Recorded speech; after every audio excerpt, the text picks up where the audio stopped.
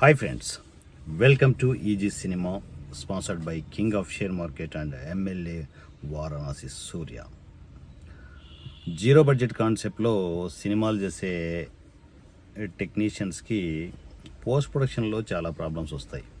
ఎందుకంటే zero budget కాన్సెప్ట్లో మనం సినిమా చేసేటప్పుడు ఎక్కడ కూడా క్లాపింగ్ యూజ్ చేసే పరిస్థితి ఉండదు.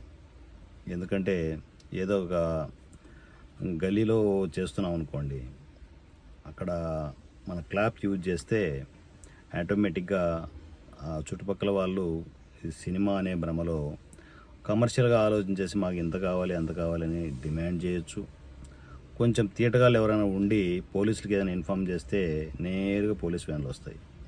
పోలీస్ వ్యాన్లు వచ్చేసి వాళ్ళు చేసేది పెట్టేది ఏమి ఉండదు, కానీ డిస్టర్బ్ చేసి 1000-2000 దొబ్బేసి వెళ్తూ ఉంటారు. ఇలాంటి తలనొప్పులు జీరో బడ్జెట్ కాన్సెప్ట్లో సినిమాలు చేసే వాళ్ళకి షూటింగ్ టైంలో విపరీతంగా ఎదురవుతూ ఉంటాయి.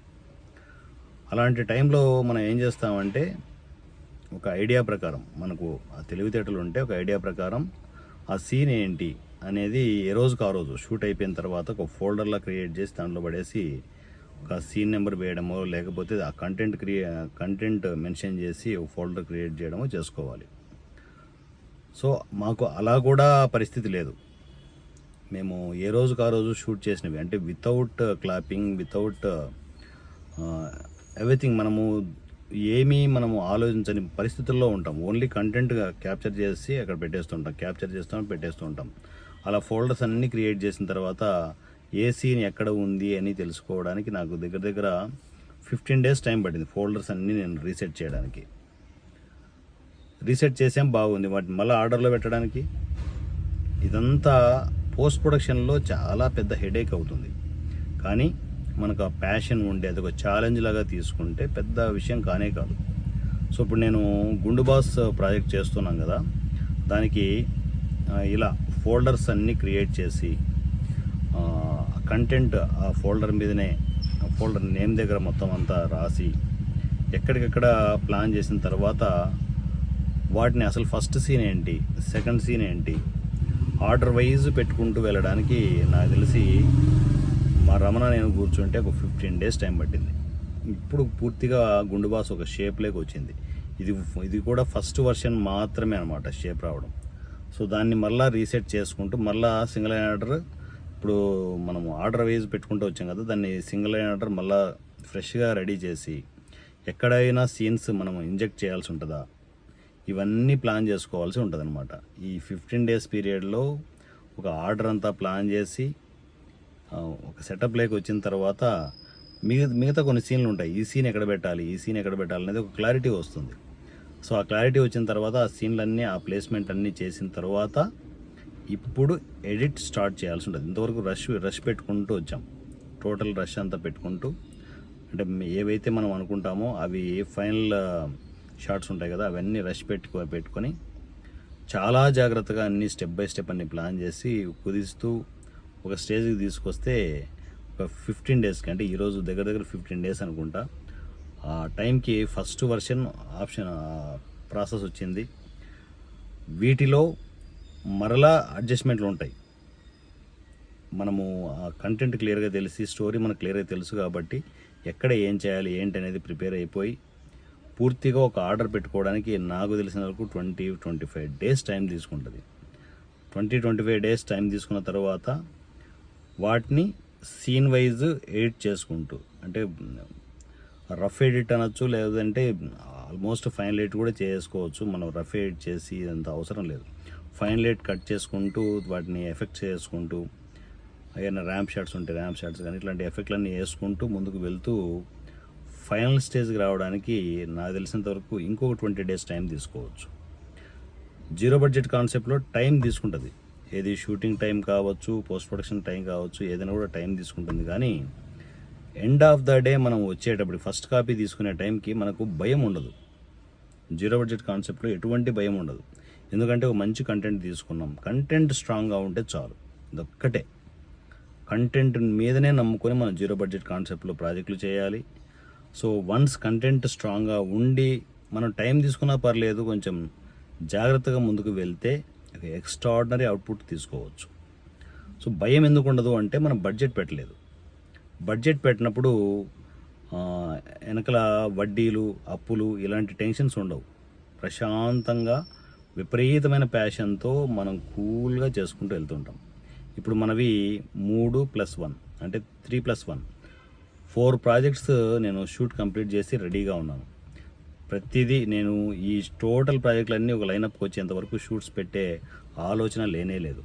మొత్తం లైనప్ కావాలి, అన్నీ బయటికి రావాలి. సో కొంచెం లేట్ అయినా పర్లేదు, ఎవరు ఏమనుకున్నా పర్లేదు, నా పని నేను చేసుకుంటూ వెళ్తూ ఉంటాను. ఎందుకంటే నేను చేసిన జీరో బడ్జెట్ కాన్సెప్ట్లో ప్రాజెక్టులు. రెగ్యులర్ ప్రాజెక్ట్ అయితే తొందరగా చేసేయండి, మాకు ఇంత బడ్జెట్ పెట్టేసాం, దీని మీద వడ్డీలు ఎక్కువ అవుతాయి, అప్పులు ఎక్కువ అవుతాయి, ఫైనాన్స్ ఎక్కువ అవుతుంది, అది ఇది అని చెప్పి హడావిడి చేస్తారు. నాకు ఏ హడావిడి అవసరం లేదు. నా సినిమాలు నాకు నచ్చినప్పుడు నేను రిలీజ్ చేసుకునే వెసులుబాటు నాకు ఉంది. ఎవరి ప్రెజరు నా మీద ఉండదు. అవునా కదా? జీరో బడ్జెట్ కాన్సెప్ట్లో మీరు ప్రాజెక్టులు చేసేటప్పుడు ఇదే పద్ధతిలో ఆలోచించండి. ఏ ప్రెజర్ పెట్టుకోవద్దు. మధ్యలో జీరో బడ్జెట్ కాన్సెప్ట్ అని చెప్పేసి మధ్యలో ఏవైనా అడ్డమైన ఖర్చులు పెట్టుకొని రొంపిలోకి మళ్ళీ దిగద్దండి. మంచిగా జీరో బడ్జెట్ కాన్సెప్ట్లోనే చేయండి.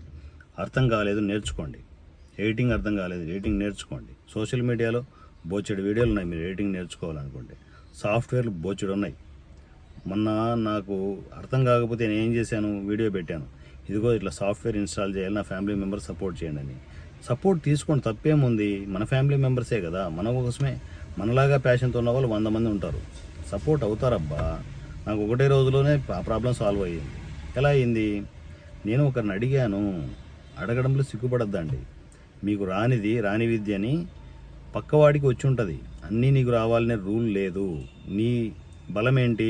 నువ్వు సినిమా చేయగలవు. పక్కోడు బలం ఏంటి? టెక్నికల్గా స్ట్రాంగ్గా ఉంటారు. వాళ్ళ సపోర్ట్ తీసుకోండి, తప్పేముంది. సింపుల్. నేను మా ఫ్యామిలీ మెంబర్ మోహన్ సపోర్ట్ తీసుకున్నాను. నేను సిగ్గుపడాల్సిన అవసరం లేదబ్బా. ఎందుకు సిగ్గుపడడం ఎందుకు? వాళ్ళకి ఆ టాలెంట్ ఉంది. కానీ వాళ్ళు తను కూడా ఒక జీరో బడ్జెట్ కాన్సెప్ట్లో సినిమా చేశారు, కానీ రిలీజ్ చేసుకోలేని పరిస్థితిలో ఉన్నారు. సో ఇలాంటివన్నీ ఉంటాయి. ఎవరి టాలెంట్ వాళ్ళది. ఎవరిని మనం తక్కువ అంచనా వేయకూడదు. అలాంటి మంచి టెక్నీషియన్స్ ఉన్నప్పుడు ఏంటంటే వాళ్ళ సపోర్ట్ తీసుకోవడం అవసరం. సో భవిష్యత్తులో ఏంటంటే ఇలా మోహన్ లాంటి ప్రాజెక్టులు ఏవైనా ఆగిపోయిన వాటిని రీసెట్ చేసుకుంటూ వాటిని రిలీజ్ చేసే ప్రాసెస్ కూడా చేద్దాం. ఎందుకంటే మన చేతిలో ఉన్నది ఏదైనా ఉన్నా కూడా 10 మందికి ఉపయోగపడవాలి, 10 మంది టెక్నీషియన్స్ ఇండస్ట్రీకి రావాలి, 10 మంది ఆర్టిస్టులు సినిమా ఇండస్ట్రీకి వచ్చి బాగుపడాలి. ఇంతే. నేను బాగుండాలి, నాతో పాటు 10 మంది బాగుండాలి. నేను నా కోసమే సినిమాలు చేస్తాను. 4 సినిమాలు చేశాను, మంచిగా రిలీజ్ చేసుకుంటూ వస్తాను. గండా రిలీజ్ చేసిన టైంలో నాకు రిలీజ్ అనేది అంత సాటిస్ఫాక్షన్ లేదు. సో ఈ రిలీజ్ ప్రాసెస్ ఏదైనా కూడా ఒక స్ట్రాంగ్ కంపెనీ, సురేష్ ప్రొడక్షన్స్ కావచ్చు, ఇలాంటి వారాహి కావచ్చు, ఇలాంటి కొన్ని ఉన్నాయి. సో అలాంటి కంపెనీస్ని అప్రోచ్ అయ్యి వాళ్ళ ద్వారా రిలీజ్ చేయడానికి ప్లాన్ చేస్తాను. అప్పుడు రిలీజ్ అనేది గ్రాండ్గా ఉంటుంది. అక్కడ నాకు 10 రూపాయలు ఖర్చు అయినా పర్లేదు, ఓపెన్గా చెప్పి చేస్తాను. ఎందుకంటే గండా టైంలో ఉన్న ఫైనాన్షియల్ కండిషన్కి ఇప్పటికి నేను చాలా స్ట్రాంగ్గా ఉన్నాను. సో అవసరమైతే అందరికీ ఓపెన్గా చెప్పి పూర్తిగా అనౌన్స్మెంట్ చేసి సురేష్ ప్రొడక్షన్ నుంచా, వారాహి నుంచా, ఇంకొక అదర్ ప్రొడక్షన్స్ నుంచా ఏంటని తెలియదు, కానీ ఒక మంచి స్ట్రాంగ్ ఇంపాక్ట్తో ఇంక్లూడింగ్ దిల్ రాజు గారిని కూడా నేను కాంటాక్ట్ అయ్యే ప్రాసెస్ చేస్తాను. నేను ఇలాంటి మంచి కంటెంట్ ఉన్న కాన్సెప్ట్లు ఫ్రీగా ఇచ్చి రిలీజ్ చేసుకుంటామంటే 100 మంది వస్తారు. సినిమా నచ్చాలి, end of the day cinema నచ్చాలి. అందువల్లే స్ట్రాంగ్ ఇంపాక్ట్తో నేను గుండు బాస్ని ప్రిపేర్ చేయడం జరుగుతుంది. గుండు బాస్ పోస్ట్ ప్రొడక్షన్లో నా షెడ్యూల్స్ని ప్లాన్ చేయడం జరుగుతుంది.